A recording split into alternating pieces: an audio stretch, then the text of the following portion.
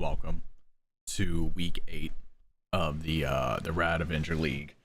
And before we get started, I'm gonna go on a little mental journey that I just had to go through regarding the season, and more specifically my playoff odds from Sunday night to this moment right here, because they just fucking plummeted. Obviously I just went through, I think, my personal toughest stretch of the season. To open the year, I played all playoff teams, all currently playoff teams. You know, we'll see how it goes. We'll see where everybody ends up. But Cameron, who spent most of the season in first place, I get it. But Cameron, John, Wade, 2 against Dawson, who I believe is currently in first place, if I'm not mistaken. Sure is. Clay, and then Andrew. All teams in the top 6 of the standings right now, and I believe most of the top scoring teams. So the toughest schedule that I'm gonna have, I haven't looked at everybody else's, but a brutal schedule to start the year. So Sunday night, I'm on the verge of coming out of that stretch 4-3, missing Lamar Jackson, and then it's essentially by extension just neutering Zay Flowers and Derrick Henry. Come out of that 4-3, get my best players back, and then I get to end the season with Cameron again, who I know I listed him as a tough schedule, but like, look, I'm being realistic about it. Cameron again, 3 against Raleigh, who hadn't won a game, and then Tim, Clay, and Charlie. 2 of those being in the bottom 3 of the league, Clay being the only current playoff team. Awesome. Great. Yes, Tim, you can live chat.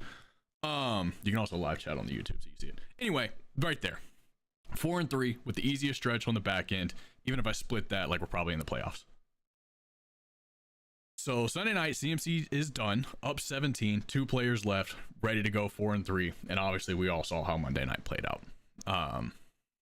Jahmyr Gibbs puts together a career performance, generational performance on Monday night. Mike Evans breaks his collarbone, and Chase McLaughlin only gets 1 field goal attempt. Fine, whatever. I'd already accepted 3 and 4. Shit happens. We've all experienced Monday night heartbreak. I'm not crying over that. What I am gonna sit here and whine about is having Raleigh, who has tormented the league for 4 years, sitting dead on the mat with a foot on his neck, and instead of smashing it down, we all hand him a lifeline. We all say, "Hey Raleigh, it's been a tough season. Here's Kyron Williams, here's Josh Allen, and here's Roma Dunze. Here's a fucking injection lifeline into your team when you're probably still not gonna make playoffs, but you could now go on a little run." And I got him 3 times. I hope you're all happy. I hope you're all proud of yourselves. I hope we're all very happy with the decisions we made. Standings. Dawson has moved up to first place at 5-2. Wade is in second place at 5-2, and Clay is the last 5-2 in third place. In fifth place we have, thanks man. In fifth place we have Cameron, who went tumbling down with the loss, is now sitting barely into the playoffs at 4-3. John right behind him is our last playoff team if the season were to end today. And then after the brutal loss to Andrew, I am now in 7th at 3-4. And then we have Tim and Charlie rounding it out 8 and 9. And Raleigh on the board, first win of the year. Is my camera low? Oh, no, I dropped my seat down. Hold on. Face is real low. That's better. Now you can see me. All right. Raleigh, first win of the year, 1-6. Congratulations. Very happy for you.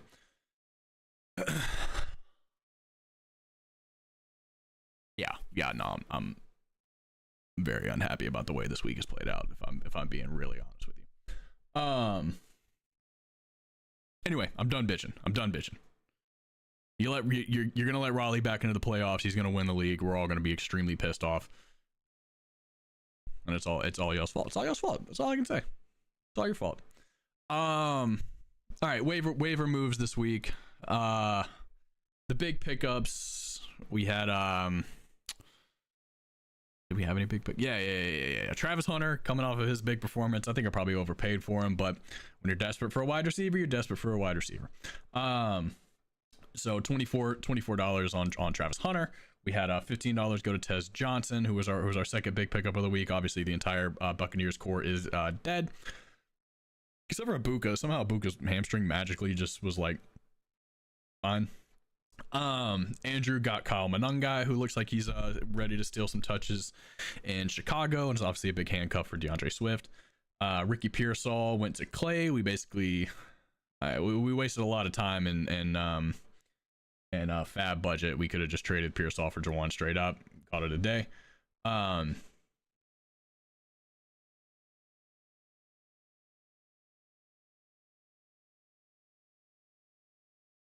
second.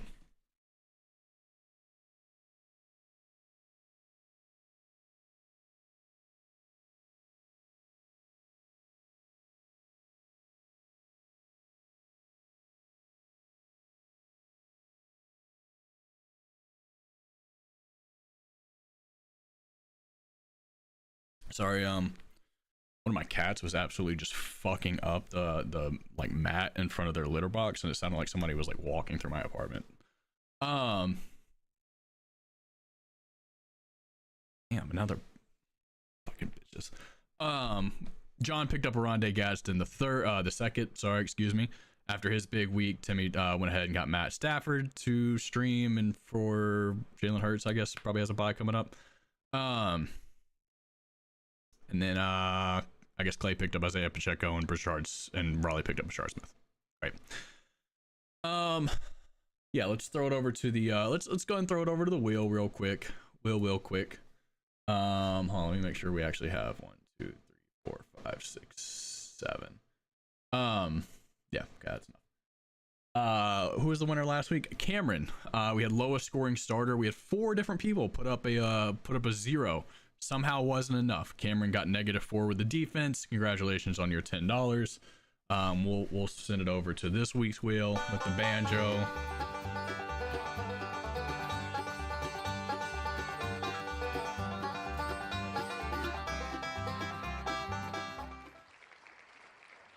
Best manager. For those of you who need a little refresher on what that actually means, there is a tab, I believe. Whoops, wrong one. That actually shows, how good of a coach you are. So basically this page will be what actually determines it, but it's how many of your potential points did you start. Pretty easy to figure out. An interesting page to look at if you ever want to see where your shortcomings are. Sorry, I got lost in the data there. Anyway, so I guess oh wait, did I remove and save? I don't think. Oh yeah, I did. Well, I removed, I didn't save. Save. All right. Yeah, if you're just joining, if you joined in late, or if you didn't watch the whole video, go to the beginning where I ranted about Raleigh for 20 minutes. Yeah. Let's talk about the games. All right, I'm off my soapbox. At the end of the day, you got to play the schedule that's in front of you. I can't control any of the decisions you all make, and that's fine, and I can live with that. I guess. So I got Cameron this week. I got my first win against Cameron ever to start the season. Had a great week 1, and Cameron. We all kind of know the journey he's been on. It's been a little bit of a ride. In first place, as I think still the second lowest scorer. Let me points for, sort by. No, he is actually now the lowest score. Raleigh has passed him up by a good margin. Is now ahead of him by almost 20 points. So, but he's out of first place. Now this week where I look at this matchup, obviously my eyes on his lineup is going to go directly to Dak Prescott and CeeDee Lamb. That is his catalyst. That is the straw that stirs the drink on his team, if I were to, so to speak. And they get the Broncos. Love that. Right out of the gate. Great. Not to say that they're not going to put up plenty of points. I still think they can. They're going to have to. That's the only way that they can win games. But you know, you like to see a better secondary in front of them there and a better defense. And I still think the Broncos are one of, if not the best defenses in football. So really excited about that. What I'm not excited about is the fact that the Broncos get to play the Cowboys with J.K. Dobbins on Cameron's team. So that's scary. Don't love that. But where I do love the other matchups, because we're basically just gonna watch 2 games for him this week. That Broncos Cowboys game, and then tonight we get the Chargers and the Vikings. Jordan Mason, who has been making the rounds. I think he's been on 5 or 6 teams at this point. Everybody kind of believes him enough to make the trade, but the second they can get rid of him, see ya, you're out of my hands. Jordan Mason against Ladd McConkey, what I think is going to be a defensive struggle tonight in the Vikings Chargers game. Which is weird to say considering you have Justin Herbert in that offense, and then you have Kevin O'Connell, a very offense forward coach. So very interesting that's probably going to end up being a defensive struggle. At least I hope it is. On my side, I'm probably not starting Quentin Johnston tonight. Maybe I start him over Jalen Waddle. I haven't fully decided, but I don't know. Maybe I'll consult the brain trust on that. If you have any ideas on that, drop them in the chat while I'm here. Would love to hear y'all's thoughts on it, because I'm not really 100% sold either way. I'm leaning Waddle against the Falcons though. Now for me, where I like my matchups, obviously the Ravens are back. Now there has been some reports that Lamar Jackson may take one more week to come back. I don't necessarily believe them. Vegas still has the line at 6.5, 7 for the Ravens, which would lead you to believe that Lamar Jackson is playing. Cooper Rush should not be favored over anyone by really any amount of points, and definitely not a full touchdown. I think if the Ravens were 3 and what are they? They're 1-6. I don't know the numbers, but the Ravens were closer to 500. I guess what are we in week 8? They had a bye week. Played 7 games. So if the Ravens were like 3-4, maybe even 2-5, I could see them maybe slow playing Lamar back in. You're 1-6, can't do that. You need to win. You need to win now. If you lose, the season's over. If Lamar hurts his hamstring again, the season's over. So you might as well throw him out there. Obviously that opens up Derrick Henry. Now they get the Bears. That opens up Derrick Henry. That opens up Zay Flowers. And personally, I think this is a little bit of a regression game for the Bears. They've been playing a little bit above their level. Caleb Williams has improved bit by bit. Tonight's defense will be non-existent. I disagree, and I don't know that Quentin Johnston is a name. Yeah. We'll talk about it. We'll talk about it. I'm not against you. I just don't agree with you. But I'm wrong. I'm wrong all the time. Anyway, I think this is a get right game for the Ravens. I think this is a little bit of a regression for the Bears. They've been punching up. I saw, by the way, the only thing keeping the Bears from being the number 1 seed in the NFC right now is that weird ass JJ McCarthy wake up in week 1. They win that game to the 1 seed. But I think this is a regression. I think that the defense, the secondary finally catches up with them. I think Lamar exploits it. I think this is maybe a game where the Ravens defense steps up a little bit and starts to get some juice. And I do think we see a blowout as long as Lamar plays. If Lamar doesn't play, then whatever. We're all fucked. And then Christian McCaffrey gets the Texans. I don't care. I don't care what defense Christian McCaffrey's playing. I'm not taking anything for granted because I know it can be taken away from me at any moment. But God, it's so nice just having the fucking plug and play right there. He is a generational talent. Now Cameron doesn't have an active tight end on roster. Obviously, that will you would think that would be solved by kickoff on Sunday morning. I don't. Yeah, I mean, I should win. All right, like up front, I should win. Be back to 500. Hopefully somebody stumbles ahead of me and I can get back into the playoff picture. But this is where I start to run back into the playoffs. I just wish Riley's team was still as bad as it was 2 days ago. Anyway, I should win. If I don't, it's probably going to be I'm not going to call it curtains yet. We still got a good bit of the season left, but being 2 games below 500 with like 6 to play is not great. Anyway, yeah, I should beat Cameron for the second time ever. Let's move on to Andrew and Dawson. Both with huge wins this week. Obviously, Andrew off of the monster Monday night with Jahmyr Gibbs. Dawson was never in doubt, wire to wire.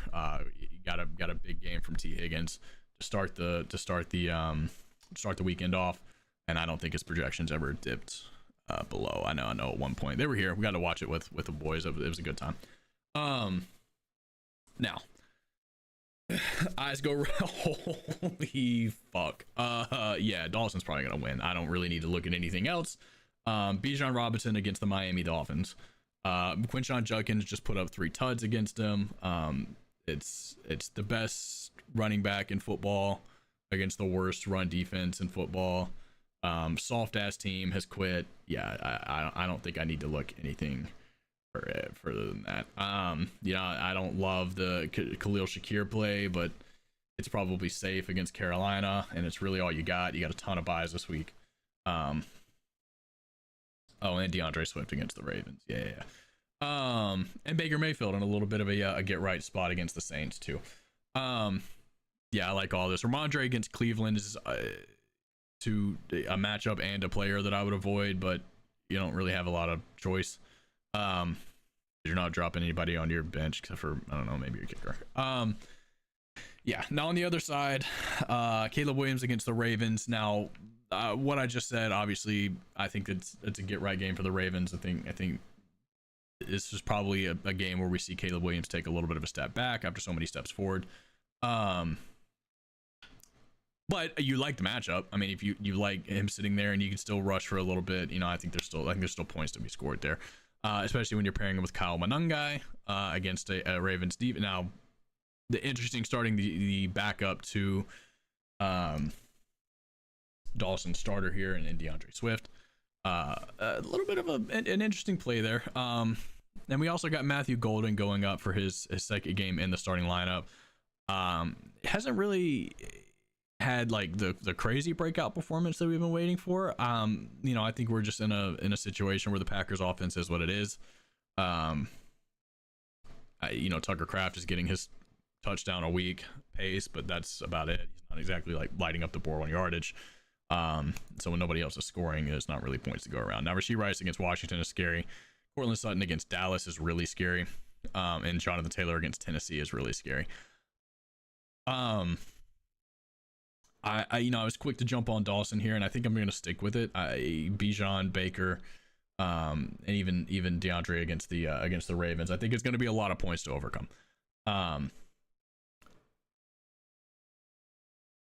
Not at all. Not even a little bit. Hey, great drop, by the way. Great job. Way to get Golden out of the fucking lineup, man. Yeah. So I think I am going to go with Dawson to win here. I know Andy will come at me and say I pick him to lose every time, or wrong about him every time. Whatever. Don't care. Yeah, don't care. Dawson should win this game. I think Bijan might have 70 points. And in fact, we already have some dream team lineups in there. Who, Tim, did you have Bijan in your dream team? You did. RB1. Yeah, good pick. Great. Everybody just go ahead and put Bijan as your RB1 this week. Yeah, you're welcome, man. Dude, the latency on this thing is fucking crazy, man. That was nothing. All right. We got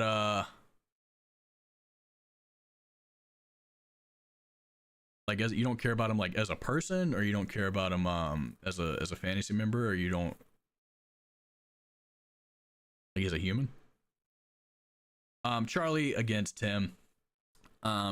Both teams in desperate need of a win, and maybe one of the earliest elimination games we have for the season. I think the loser of this goes to 2-6. They basically have to win out to have a hope for the playoffs, especially with so many teams above 500. I need to look at the schedule. I assume a lot of those teams are playing each other at the end of the year. I get that, like, that's got to be how you get there. Just beating up on the bottom. Oh shit, my bad. If you think I retain anything that I say in this head, that's full stream of consciousness. It comes out of my mouth, gone forever. Anyway, two teams desperate need of a win here.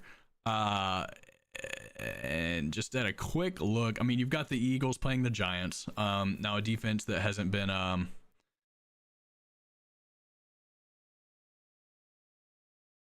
defense that I mean they're better than advertised, but obviously they show weakness. They gave up 33 points in the fourth quarter against Bo Nix, who's stinky.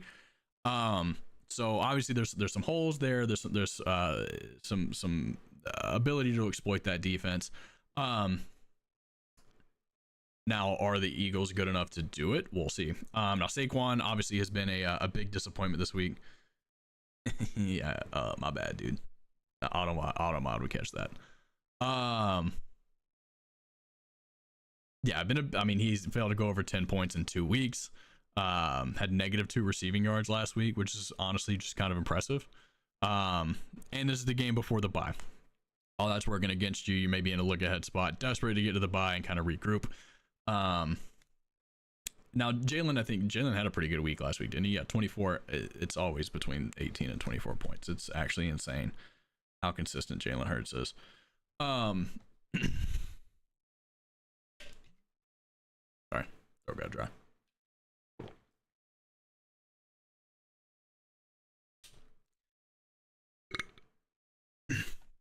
James Cook against Carolina would terrify me, by the way. Don't know if I throw that out there. And Jordan Addison has been apparently just the best wide receiver in that offense.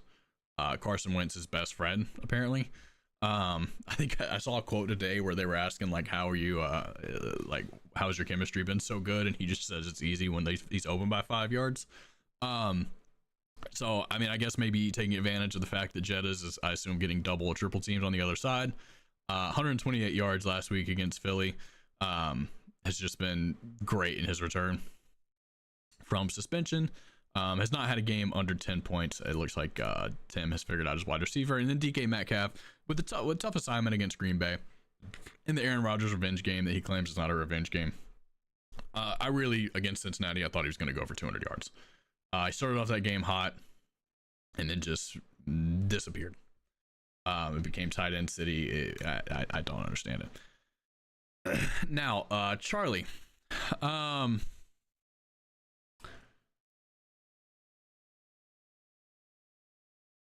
Who did Charlie get in that trade? It was Scatterbo and Kamara. Scatterbo against the Eagles, who have shown the ability to be run on this year, and have had some injuries up front. You still got Darren Waller, who's on IR in his lineup, so we'll see where he goes at the tight end position. Obviously, Brock Bowers still hurt and on a bye this week, so I don't even really know what's available, but you assume he just plugs and plays and prays for a touchdown there. Mike Ibuka, whose hamstring is apparently just fine, gets New Orleans this week. And on the flip side, you got Kamara, who just gave up against the Bucks, who just gave up like 500 yards on the ground. So the Kamara matchup does scare me. Obviously, the Saints not as good as the Lions and never will hope to be.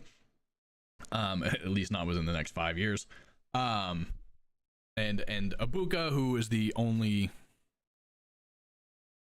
tangible wide, like is the only wide receiver left. If his hamstring's fine, he could put up points. Now I think you've got more points consistently across the board from Tim, and I'm gonna pick Tim to win this game this week. I could see a situation where that New Orleans Tampa Bay game gets a little bit out of hand, maybe turns into one of those like weird underrated shootouts, and Ibuka and Kamara both are just going crazy off of that.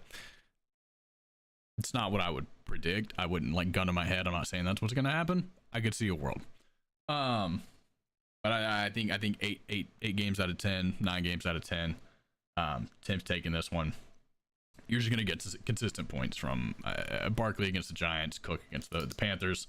Your wide receiver room. If Terry McLaurin plays this week, the matchup against Kansas City is tough. But you can always throw Wandell right in there against a Eagles secondary that. The Eagles defense, man, it's just not scary like it used to be. Just not scary like it used to be. Eagles as a whole, man, I don't get them. They're an enigma. They're an anomaly. Got you, dog. Yeah. Now Raleigh, who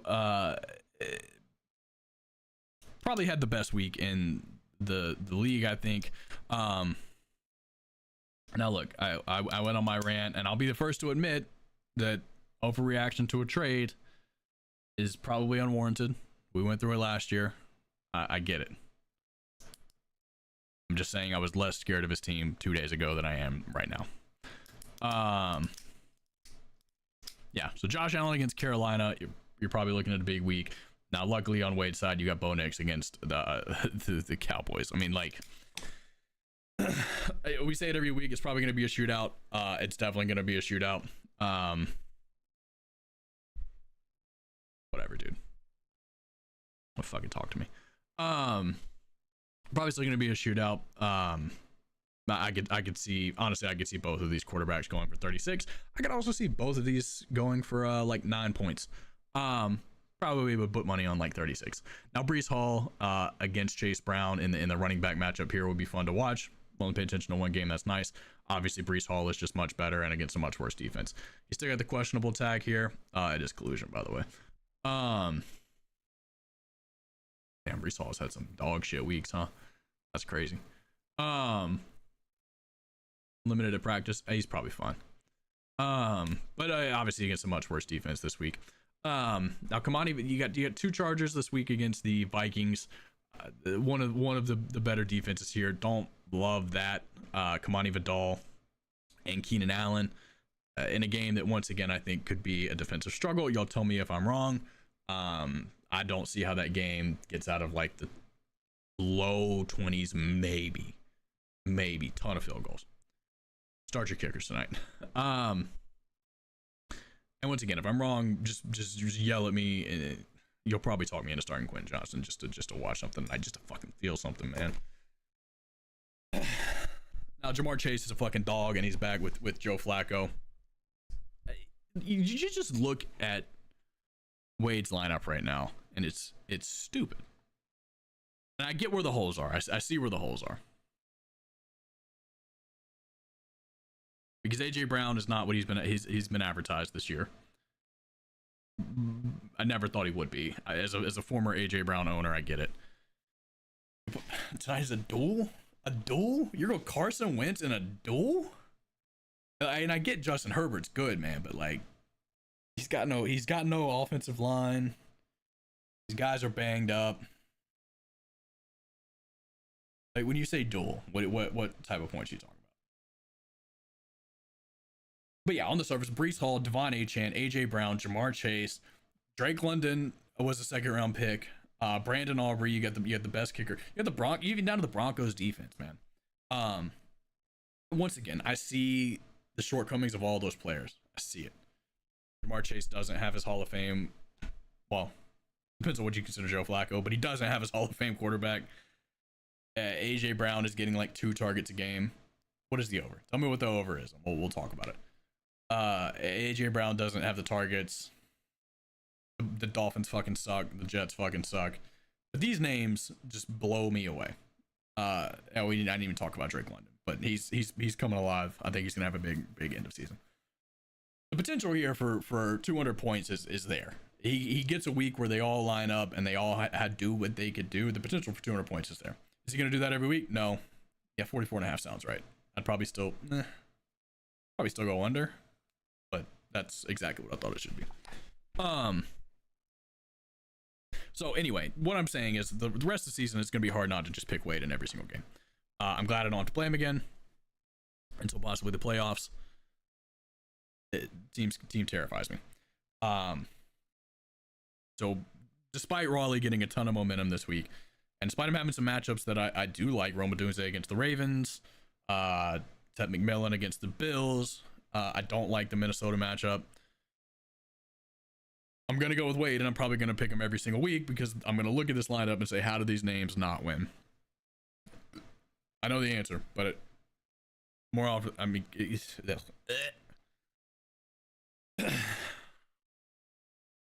so Wade, congratulations on your dub. Wade, yeah, his team looks real good though. Thanks, man.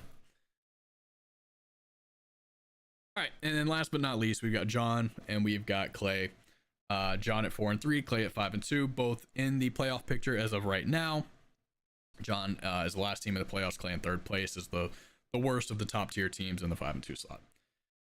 Oh, we have a Jackson Dart sighting. Jackson Dart against the Eagles. Can he stay hot?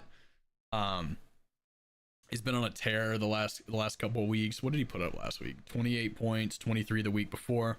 Rushing touchdown in each of those. Three of his four games, he's had a rushing touchdown, and the other one he had a fumble. Yeah, he looks like the real deal. I'm all kind of bought in on Jackson Dart, unfortunately. Now Josh Jacobs had a little bit of a tweak in his leg. It ended up playing. He was fine. Had a great game against the Cardinals. If he can go against the Steelers, I like that matchup. I mean, he kind of gave up steam for Dart. Yeah, he talked all this shit about Danny Dimes, and then is immediately just like, ooh, Jackson Dart. Walmart Plus plan is changed. Yeah, cancel that shit, dog. Okay, thank you. Yeah. Anyway, and it's like Daniel Jones has a easy matchup this week against Tennessee. I mean, I guess your idea is they're going to be up so early that it's just going to be the Jonathan Taylor show. Whatever. Chuba Hubbard, Chuba and Rico, both of them, put them in the lineup this week. It's the Bills. They can't stop a fucking cold. Chuba and Rico could both go for 200. If you had gotten Allen, I might have quit. I might have deleted the app for the season. You're talking about Allen on top of, like, who were you going to get him for? What would your team have looked like if you got Josh Allen? Now Justin Jefferson was part of the kind of rigmarole that happened yesterday. Has gone in a circle now to Clay's team somehow. Playing against the Chargers tonight. Once again, a matchup I don't like. You've got Carson Wentz starting again. Oh my fucking god, are you serious?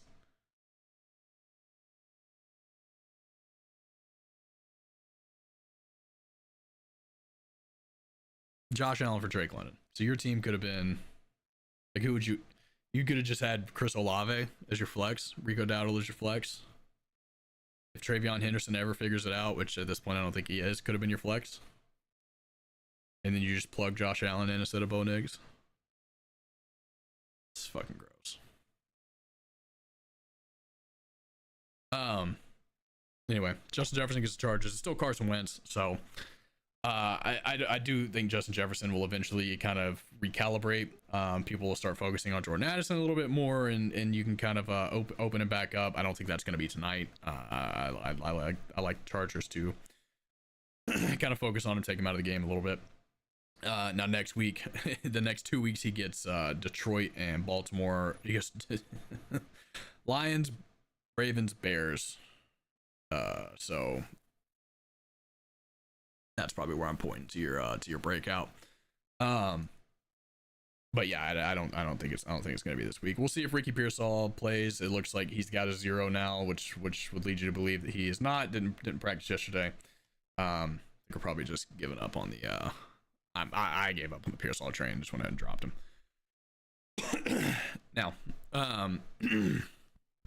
excuse me. On the other side, you got Patrick Mahomes against a Washington secondary that can be thrown all over. Your QB1, Patrick Mahomes, off of back-to-back 25 plus point games. Has had a rushing touchdown in 1, 2, and 4 games this season. Is the team's leading rusher. Multiple touchdown passes in most games. In fact, he's only had one game with only one pass or only one touchdown in general. Yeah, it turns out the GOAT still good. I think Bucky has still been missing, so we're probably getting another full week of RB1 Rachaad White, which you like in a matchup against New Orleans that you should be leading. Game script should tend towards Rachaad White. I've said my piece on that. I think it could sneaky get a little I think Spencer Rattler is better than people give him credit for. Maybe not better, maybe not like talented, like he's not gonna win anything. You're right, he's not supposed to be a top 10 quarterback this year. He was supposed to be top 5.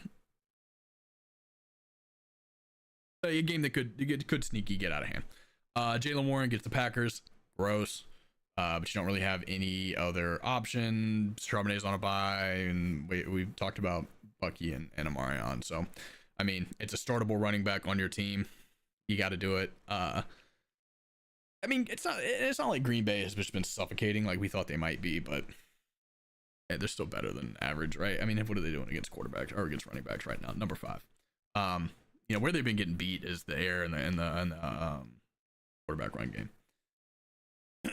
Now we do have John chasing the high of Arondé Gadsden the second. It's the second time I've done that. Lost to the Jags. They did lose. Who lost to the Jags? Oh yeah, Jags are good, man. Jags are sneaky. I was talking about the Packers. I forgot that was the Browns, they're not sneaky. They are bad. Recency bias. They just got shit pumped. Was their last sighting? They got shit pumped in a standalone game that they did look bad in. That was in London. It doesn't count. Devontae Smith against the Giants. Had a monster game last week. 183 and a touchdown.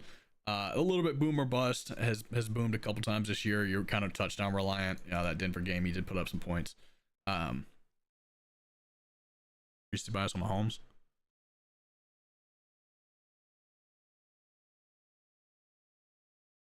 Once again, you're naming teams that have looked like shit recently. The Packers have not looked good since week 1. Maybe week 2. I'll get they do week 2. Oh yeah, they beat the Commanders in prime time. Yeah, Packers have not looked good since that Commanders game. Just full stop. I still think they will be good. I think they'll settle in, but they have not been good. Well, I don't get a lot of interaction on these. It's usually just like full thought, and I don't get to stop. Anyway, Devontae Smith, man. George Pickens against Denver, whatever, dude. George Pickens, you just need 2 catches from him, and you're chilling. Now the projection here is John in a commanding victory. That's because Ricky Pearsall is not in there. Once you get him, you don't have a better option, do you? I mean, I guess you swap in Deebo Samuel into the wide receiver side, but even he's the Monday night game, and he's questionable. This is no bueno for Clay. This is not a good setup you got going on here. I mean, the potential's there. You swap in Deebo, you get Pacheco in there, and just hope they both play, I guess. Yeah, I'm gonna go with John. I mean, if Deebo goes, it's gonna look a lot closer for sure. But man, having Deebo and Pacheco go on Monday night's tough. Yeah, I mean, I think John's team has a little bit more. I've used this word before. Like, I trust it's consistency. I trust John's team to put up 100. I see the boom potential in Clay. But if you're asking me to put my money on it, I would go with John this week. Yeah, well, that's all the games. So, you have any questions? You want to do a Q&A? I've spent this entire week watching all the movies that I've bought and have never seen before. And then my favorite one was one that I didn't buy and I just found on a streaming. It was Punch Drunk Love. The movie's fucking awesome. It's literally just a dumb Adam Sandler rom-com, but directed by Paul Thomas Anderson. So it's really fucking good. Philip Seymour Hoffman's real funny in it. Not to mention it's about a dude. I'm gonna get into it. We're gonna talk about my life. It's about a dude who has 7 sisters and was basically raised by 7 women. I don't know if you know me and my story. My parents split up when I was young, and my mom has 5 sisters. So I went and lived with her and my 5 sisters, 5 aunts for probably 5 years before my parents got remarried to each other. My parents are still together. They got remarried when I was like 8. Anyway, that's what Adam Sandler is raised by 5 sisters, and he's trying to meet women. That's pretty. I mean, I assume I don't have to connect the dots for you there. All right, what the fuck else did I watch this week?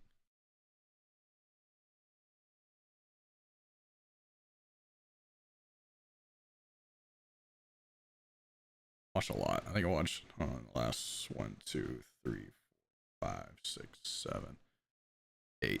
Oh, Yeah, rest in peace. Watched 8 movies this week. Atomic Blonde was fine. Taxi Driver was pretty good. Ex Machina was great. Ad Astra was, yeah. Seven Samurai was incredible. Punch Drunk Love was incredible. Maybe my new favorite comfort movie. Last Temptation of Christ was interesting. Basically, that book we read, the way the book you picked, if it was not funny at all, but was still very humanizing of Jesus, that's what this movie was, and Willem Dafoe was really good. And then First Man, the Neil Armstrong biopic. It's pretty good.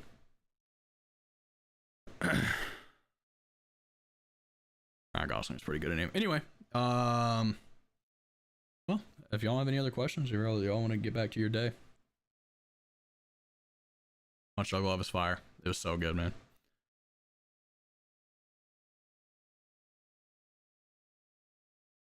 Also, welcome, Dawson. I love how like the fucking bat signal went out when the movie portion of the video came up. Anyway, I've got three more movies. I'm gonna watch Fury, I'm gonna watch The Hurt Locker, and then I've got Heat, which I was gonna watch in favor of that Thursday night game. Then that Thursday night game got really awesome and really good, so I watched that instead. Anyway, love y'all. Good luck this week. See you for the next game.